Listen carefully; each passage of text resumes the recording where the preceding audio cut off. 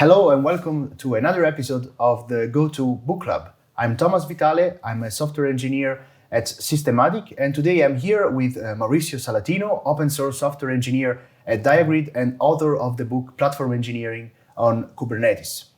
Thanks, Mauricio, for joining us. Thank you very much for having me here. Yeah, happy to talk about the book and the other stuff that is going on. So I'm curious, how did you get into the cloud native and Kubernetes space? Oh yeah, so that was like long time ago, and I was working at Red Hat at the time. I was a software developer there, working on all the Java middleware solutions that they provided, and I've been working as an open source contributor to some of their projects related with workflow engines, rule engines, and middleware like around application servers as well. I remember my first contribution was around like identity management and single sign-on, that kind of stuff. That was pretty new to me as like a university student, but then I got into contributing more, and for that reason I got hired.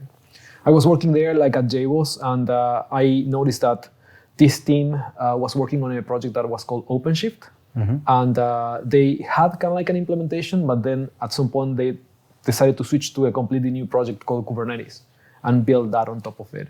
So yeah, I started working with those teams, trying to figure out how to move Java applications into Kubernetes, and that took me to containers and to learn kind of like this fascinating world that we are living in today.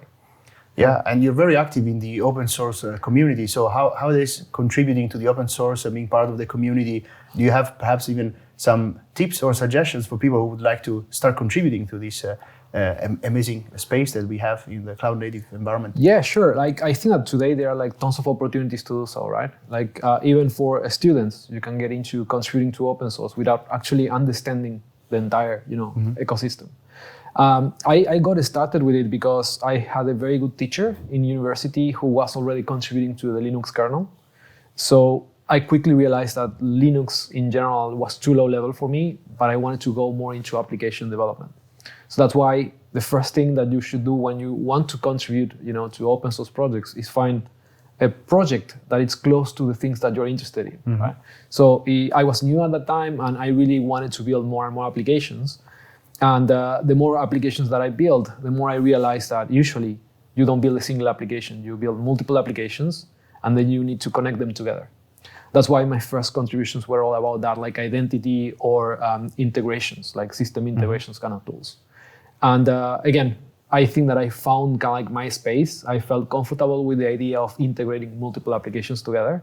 So I found a couple of projects that were in that space. And then I reached out to maintainers and said, hey, do you have something for me to work on?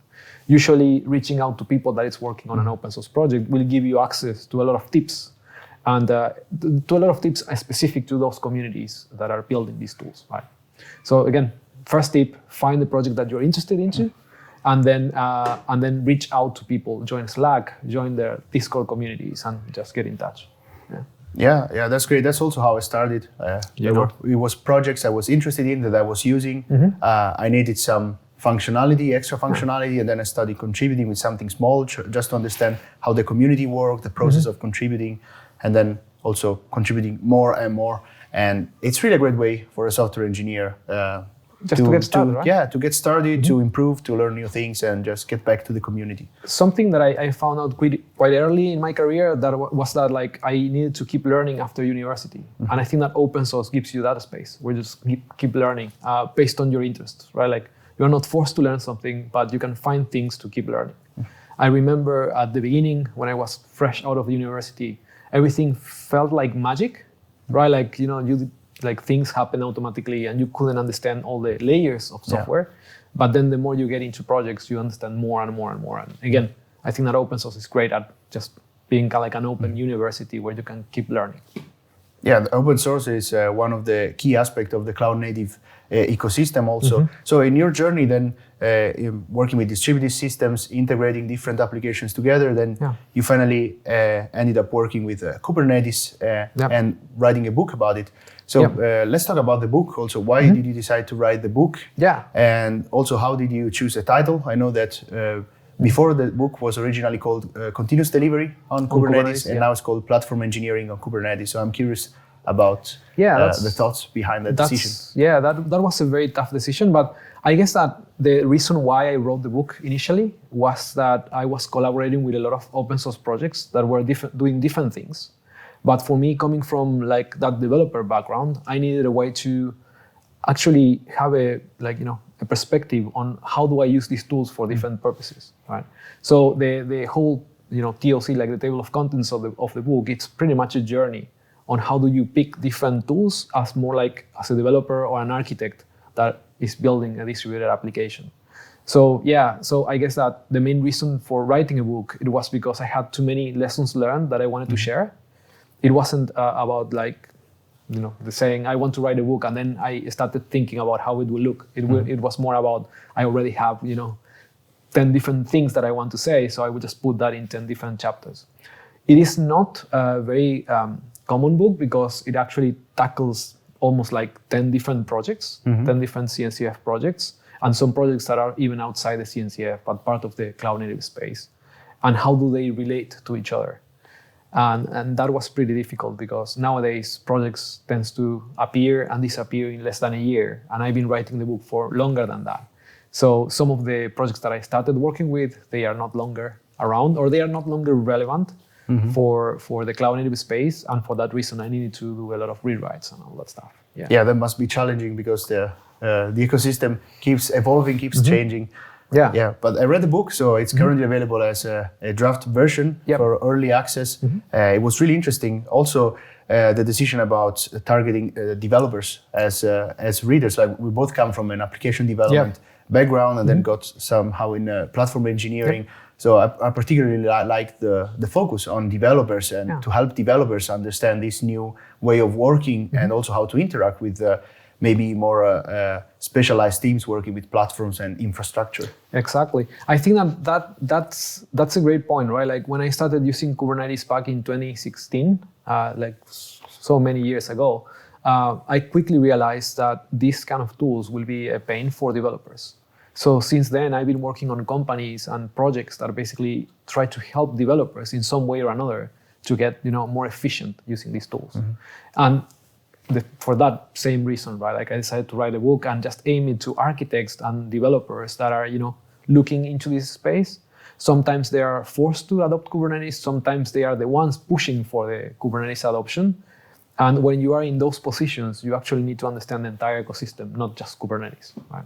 Yeah, I really like the story also that the reader takes on because it's so confusing at the beginning. There's the famous Cloud Native Computing Foundation landscape with all these tools around. So how to get started? But your book, I feel like it really helps because you selected some of the most used and popular tools, and the reader can understand why are they used and how they fit together in the full pictures of moving applications to production, how to work with containers on top of Kubernetes, and how the environment works overall. And like it's like a continuously evolving space, right? Like today we are talking a lot about platforms, right? As you mentioned before, like the book was titled Continuous Delivery on Kubernetes.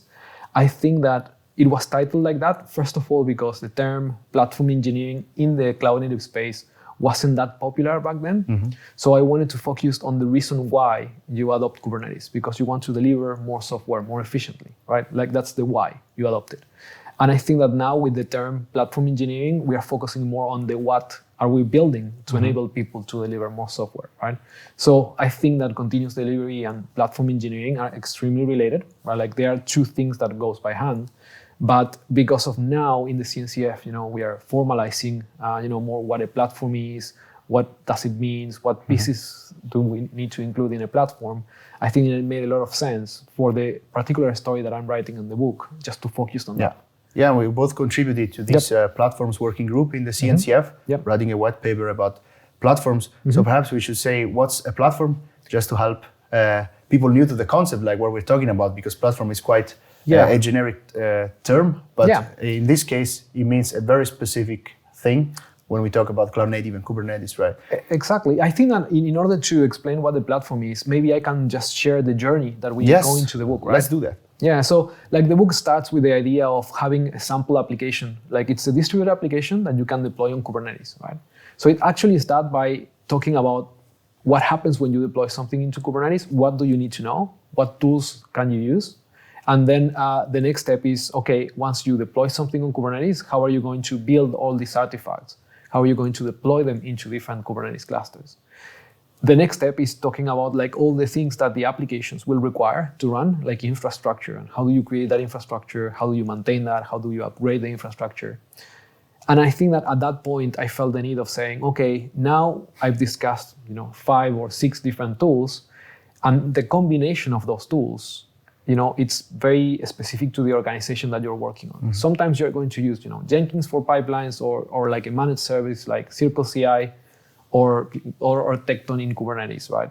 In the book, I'm focusing on Kubernetes tools, so I actually talk a lot about like Tekton, and also like another project that it's called Dapr, that it's more like on the cloud-native space. Mm-hmm.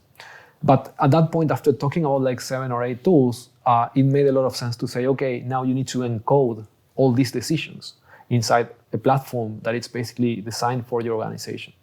So you basically encode all these decisions, you create an API to abstract away all the technology choices that you're making, and you focused on enabling teams to consume all these tools without actually needing to learn all these tools, which I think it's a fundamental step in how we work on the cloud-native space.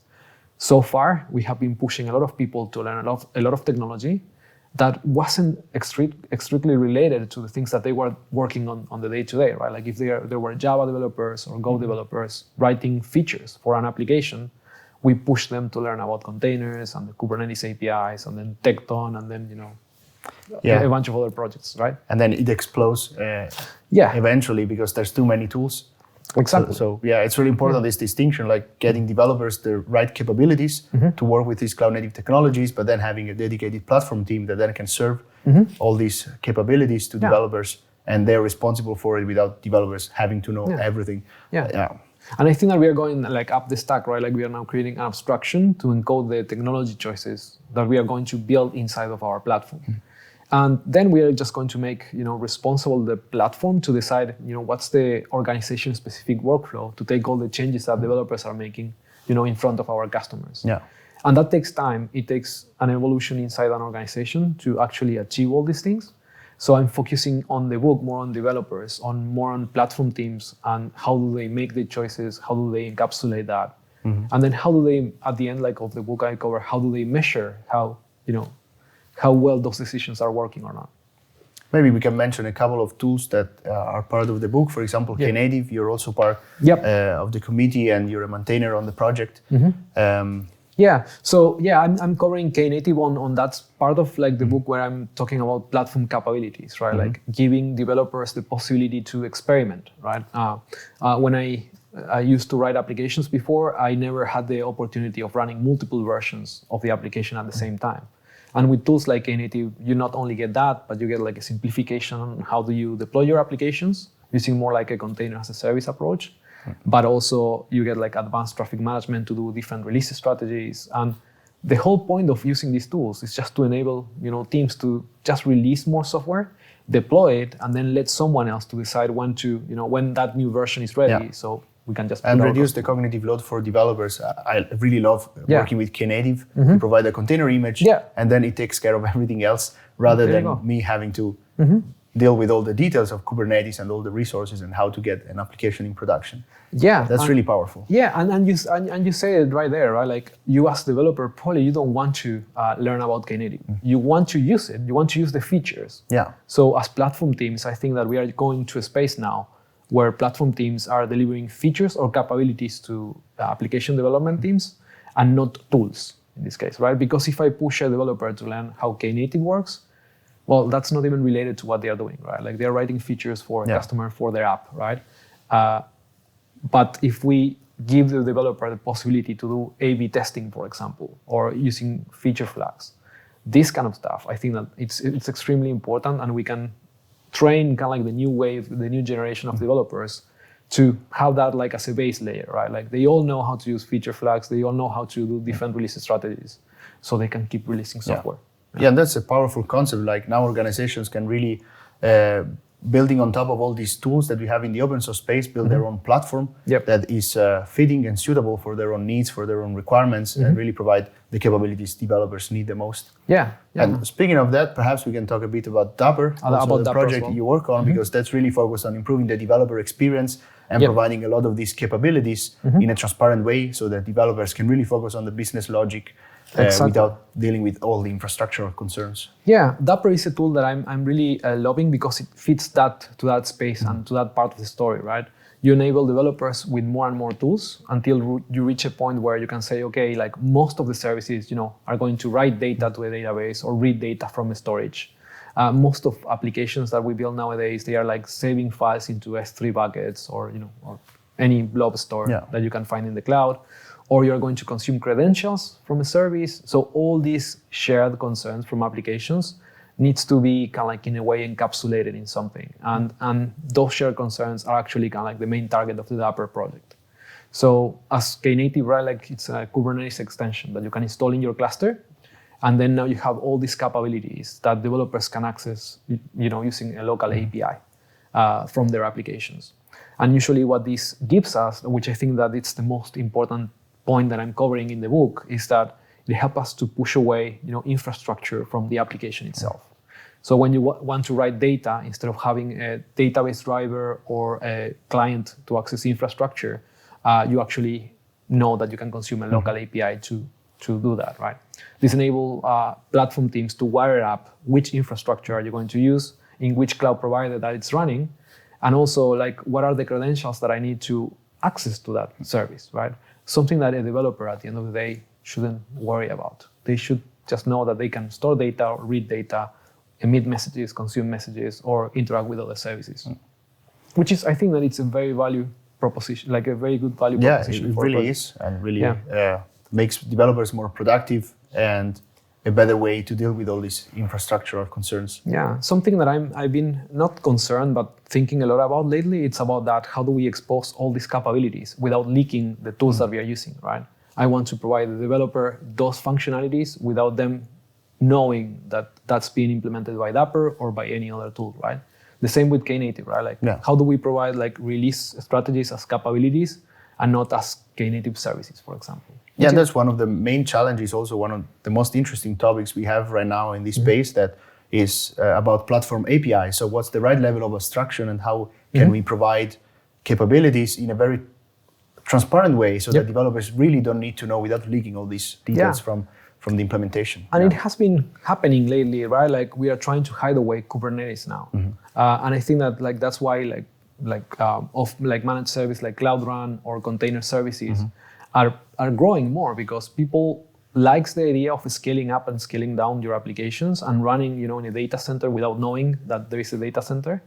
So I think that these managed services are kind of like, in a way, like the popularity of these managed services are reflecting where kind of like the cloud native community is going, right? And we are building more and more tools around that. So if you don't want to use like a managed, container service, what you do is you build your own on top of Kubernetes, and then you have the opportunity to create higher level abstractions, right? Yeah, and it's interesting how we got here, because initially everyone was just using plain Kubernetes because it was new, it was exciting new technology, and then we started building things on top of it and realized, okay, maybe we don't want developers to use Kubernetes directly, and then we started focusing more on how can we deliver more value, how can we build features and deliver them faster, which is great, because initially it was really very technical, like a lot of hype there, it's great, but now let's build a business on top of it. Let's focus on what we do in our organizations to deliver value. And then, of course, managed services are an important part there, because we have the opportunity now to build this customized and tailored experience or curated experience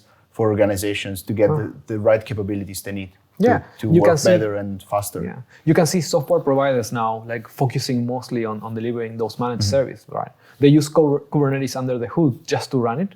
For multi-tenant scenarios, but it's still hard. It's not commoditized yet. You just need to build, and you need to go through the Kubernetes journey, right? So that's something that I'm covering kind of like in the new revision. I try to create like a map, like a Kubernetes journey. So you can actually, when you start the book, you can say, okay, I'm stage 4 or something like that, right? I already know Kubernetes. I know a bunch of tools, but for example, I in my organization, I'm not following any platform engineering practices just yet, or I don't have like a platform API. So okay, so now you know where you are and you know what's coming ahead, right? And I think that that's very valuable nowadays because it's always changing, right? Like the more that we mature, we build new milestones, and it's fascinating to see the Kubernetes space, how it grew, and the amount of tools that we have today, and how is that very complicated for someone to just stay up to date. Yeah, and I like that you cover not only strategies and patterns and guide the reader based on where they are in this cloud-native journey, but also there's a lot of examples in the book. So at each stage, you can try things out by yourself and see how you can consume these capabilities.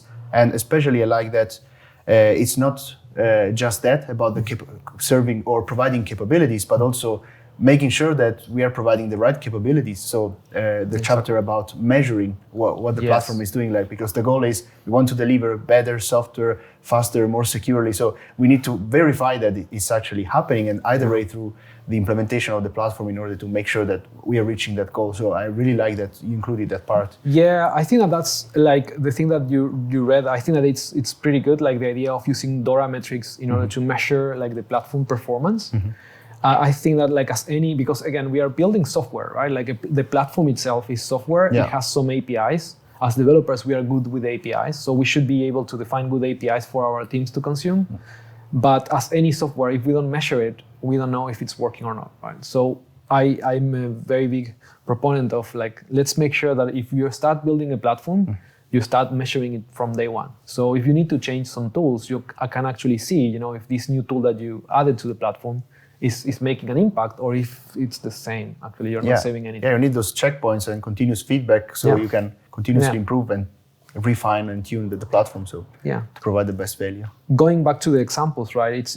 It has been pretty hard to keep them updated again because everything moves forward so fast. But the latest revision of the book, and I think that the version that it's going to be printed, it's basically focusing more on topics per chapter. And then you have example tools to see kind of how these concepts apply, right? Because at the end of the day, I don't want to say, you should use this tool for doing this, right? Like it should be more like you should be thinking about these topics, and then there are some tools solving these topics. They have some trade-offs, but you are the one responsible to choose for your own platform, right? Yeah, and that's perfect, because once you understand like the problem, the capability you want to achieve, maybe you experiment with a specific tool, but then if you understand the concept, you can pick another one in the future, since we always get new tools and new options in the cloud-native landscape. So it's nice to acquire those skills so that the reader can better navigate then in this landscape in the future. I think that in order to efficiently navigate the CNCF landscape, you need to have the right mental model, right? And I think that platform engineering, and that's why I love the paper, it's that it's actually trying to come up with some definitions that gives you that mindset to explore this landscape and say, okay, now I'm interested in these kind of tools, so I need to go and see the trade-offs and then just choose one.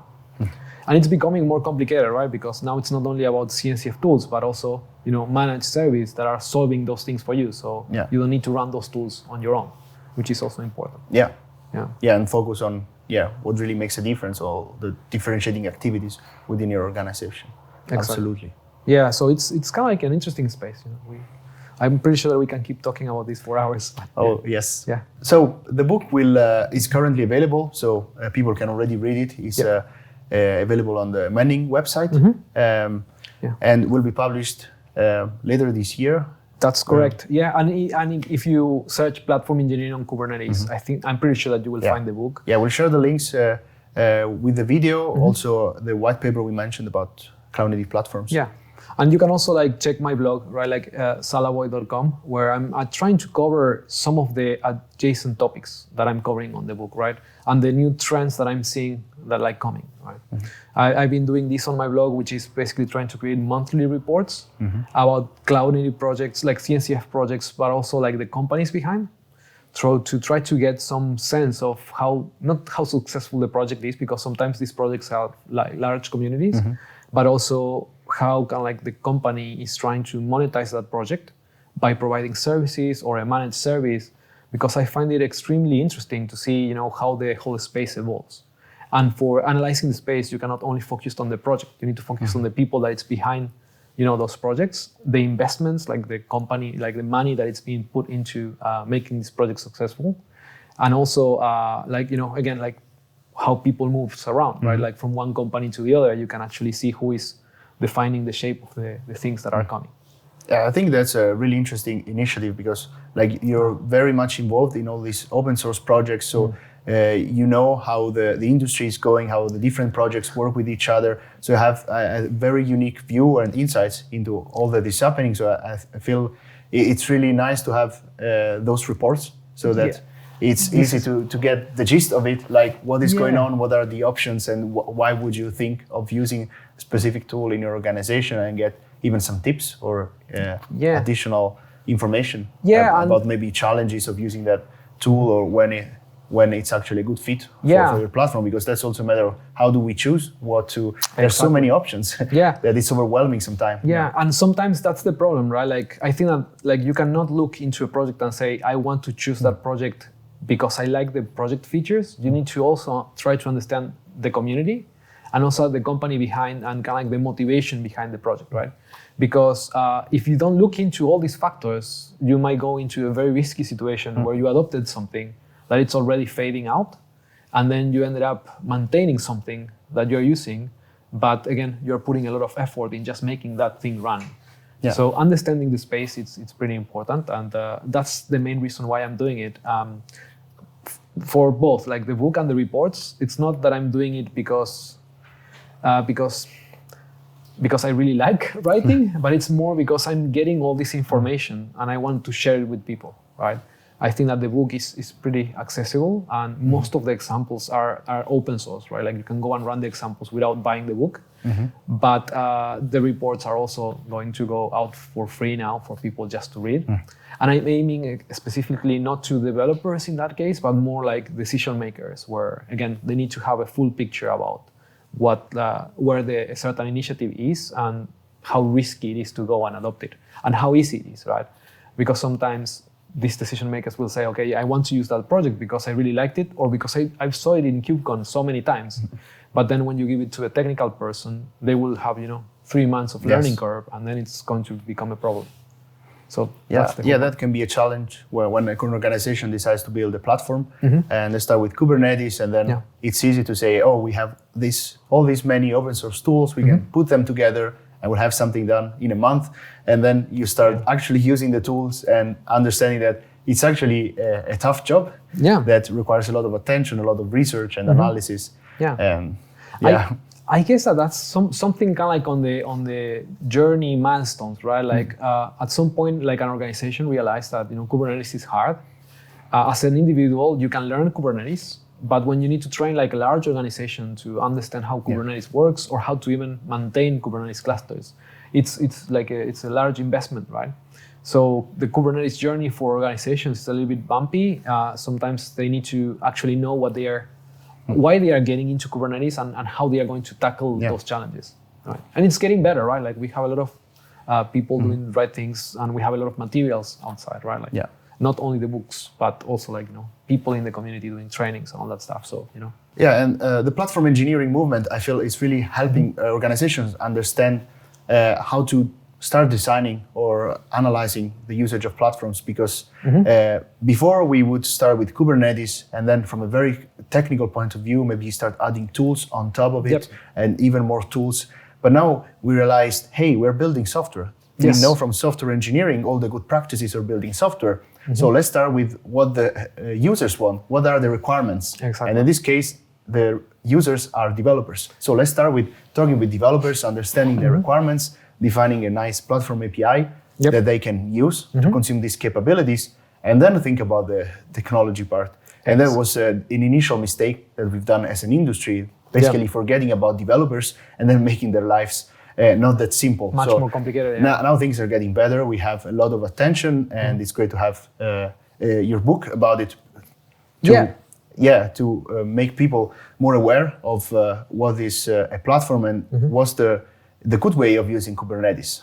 Because it's too easy to just add additional complexity on in your organization and then not getting the benefits out of it, and then maybe blame it on Kubernetes. But it's always a matter of how we use the technology and are we focusing on the right requirements. Yeah, exactly. And I think that's what we're seeing now in the Kubernetes community, right? I have like mixed feelings, right? Like I can see more developers getting into the Kubernetes space, like understanding why it's important for them to, know how Kubernetes works, so they can design their applications to run more efficiently on the cloud and in these, distributed setups. But at the same time, I see the Kubernetes space and all the platform engineering movement in the cloud-native space to push for more like, okay, we are working towards trying to define how do we expose all these tools to developers. Right? How do we give the right tools that they need so they can do the work? So I will estimate that in the next KubeCons we will see more developers popping up, maybe more architects that needs to basically make those decisions for the development teams, right? And developers. Of course, it's important for developers to know about Kubernetes at a high level because we need to know the constraints of the environments where we are going to deploy our applications. But perhaps in the past they have been feeling a bit unheard or not involved in the decision because they were in this position of having to deal with Kubernetes directly. So it's nice now that we are inverting this direction of designing, starting from talking with developers and understanding their requirements and their needs. Yeah, exactly. I think that it's all about evolution, right? When you look at cloud providers, right? Like they started giving you the possibility to run a virtual machine, right? And then they started growing up the stack. Like they were saying, okay, now you can run virtual machines, but you can also create databases. And then you can create virtual machines that are configured in a certain way. So your applications that you put in that virtual machine can connect to those databases, right? And you only need to focus on the application now. You don't need to focus on the database or the virtual machines creation and all that stuff. And the same is happening in the Kubernetes space, right? Like now you can create clusters where you can run containers. But then how do you configure storage for those containers to use? How do you configure security? How do you configure identity management? How do you configure databases? And all these things, right? Like that will start adding up into the cloud-native space. We are reaching to a point where we are recognizing that, okay, this is a very good set of building blocks, but we need to build the organizational layer on top, right? No matter if you're using Google Cloud or Amazon, you always need to build that layer, right? So platform engineering is not new, but it's new building platforms using the Kubernetes APIs as an abstractions for gluing all these tools together, right? And it makes it multi-cloud, right? Because again, the idea of running with Kubernetes is that you can run on any cloud provider. And the big advantage of that is that you can use the same tools, no matter which cloud provider are you using. I think and we have plenty of very productive tools that we can get access to. That's also one of the big benefits of building platforms on top of Kubernetes. But then again, it's important to draw that line. Like we have the focus on the platform API, and then each organization can decide where to draw a line about what to implement themselves in their organization and when to rely on these external providers, external services. Exactly. That's also an important decision. Yeah. And also like my presentations, usually I show like an extension of the Kubernetes APIs where teams can interact with that in order to request environments or whatever, right? But I've seen a lot of companies that doesn't want to like let developers to interact with these Kubernetes APIs. They wanted to have like simpler APIs that developers can access, right? Or portals where they can just click and request stuff, which is great, right? But I believe that there is a lot of value on having kind of like that internal platform API based on the Kubernetes APIs, because again, you know that no matter which tools you choose, as soon as they follow, what we are doing in the cloud-native space, they will actually interact very well between each other, right? So you can make decisions, you can glue things together, but all the tools will kind of like follow the same approach. So understanding kind of like how your platform works from an internal, platform team can be much easier, right? Like, and you can onboard more people coming with, a Kubernetes background.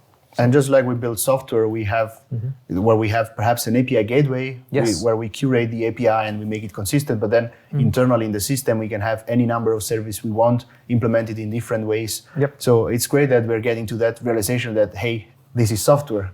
Let's focus on the API, and then internally, then we can evolve the platform also based on new tools that are coming up. If some tools are being deprecated, and without impacting the users, that will continue having a great experience Yeah, I think that like developer experience, that's why developer experience is being mentioned a lot of time now in the Kubernetes community, because we want to focus more on enabling these teams to be more productive.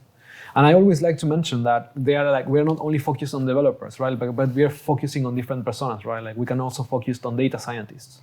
And they have a completely different need for different tools, right? But understanding who the main persona who is going to use our platforms will allow us to make those decisions for them, right? Yeah, that's also why I like talking about platforms in more generic terms and not calling it, for example, a developer platform, because then we forget, like we remember about developers finally, but then we forget about other types of users, data scientists, testers. So it's important to have this full overview of what are all the stakeholders, what are all the users, just to get the right requirements in place. That's really important. And the same as like another thing that's happening in the cloud native space is that usually that people talks about like platforms, they talk about like an internal dashboard where you can access that. But you can have any dashboard and it will actually not work if you don't have the right APIs below that, right? Like if you craft a good API, then you can make the platform accessible to any developer. They will know how to interact with APIs. You can make it, like the API to be self-service, so you can actually request stuff, and then the platform will provision some things for you. But focusing only on the user interface, on making it just UI based, will solve some problems, but it will take you more time, right? So that can also be problematic. And again, I always like making comparisons with how we build normal software, because also in that case we have an API, and then maybe on top of that we have maybe an Angular application that with the GUI, but then we have a very clear and well-defined and agreed upon API that we can use also to integrate with other external parties. And if we only focus on the GUI, then we might miss out on a lot of opportunities here. Exactly. Yeah, and I think that's a very important point. Like we have this project called Backstage, right? Like in the cloud native space, very popular from Spotify. It's great. It's the perfect project, but I guess that usually divert the conversation to documentation and making sure that we have like a user interface that is nice and people can use and navigate different parts of the platform. But again, like for me, it's like if you concentrate on the APIs, you are building the right base layer for your teams to work with. And once you have that API well defined, then you can use Backstage to build this portal and have a nicer experience to interact with the API via forums, via more interactive options. And now it's super interesting because I'm seeing the cloud native space going outside of Kubernetes as well, right? Like thinking more about the tools that we give developers to use, right? Like tools like DevPod that we saw published a couple of weeks ago, like a couple of weeks, I guess. Yeah, a couple of weeks ago. Like focusing more on creating kind of like these reproducible development environments. I think that those tools are great because at the end of the day, what you want to do is if you are onboarding someone new to work on a project, you don't want to spend them like 5 days trying to set up their environments. I want to get to the code as soon as possible and start implementing new features. That's actually one of the metrics, for example, they use in Spotify that they share that. Like how long does it take for a new employee to using the platform to just have the first pull request approved? That's a great metric. If it's 5 weeks, maybe there's something that we need to fix. If it takes so long to establish a developer environment and install all the tools and and also like make a new developer to wrap their head around kind of like the whole organizational process of submitting code and just changing stuff that already exists. So I think it's really important. If we focus on those topics, we will add more automation. We will find the right abstractions. And the good thing about the CNCF space and the cloud native community in general is that we are very good at abstracting away problems and having the right interfaces for people to consume. So I'm super excited about what's coming, and I'm really looking forward to see like next KubeCon what going to be announced there. It will be interesting. Yeah, we will see. Yeah. In the meantime, we have your book to read. So right now it's available on manning.com for an early access read, and will be published later this year. That's so it's Platform Engineering on Kubernetes by Mauricio Salatino. How can people reach out to you? So they can follow me at Twitter, like at Salaboy or salaboy.com, which is my blog. And I'm always like open to collaborate with different people or even mentor people into getting into open source. The only requirement that I usually ask to is that they need to be willing to spend time, right? Like if you want to contribute to open source, you need to put some time and do some work, right? But once you get started, it's like, you will build your knowledge, and you will be able to contribute to other projects as well. Well, that's a great offer. Thanks for all you do for the community. It's amazing. It's kind of crazy because I usually do it for myself. That's my way of keep learning, right? Like it sounds selfish, but I wrote the book just for my own purpose, for my own learning, process. And the same with the reports, and the same with mentoring people. Every time that I mentor someone new, I realize how much do they need to learn, and I try to shorten, their journey and just make it easier. And by just doing that, you actually recognize new opportunities to contribute to other initiatives as well. So, but that's fantastic.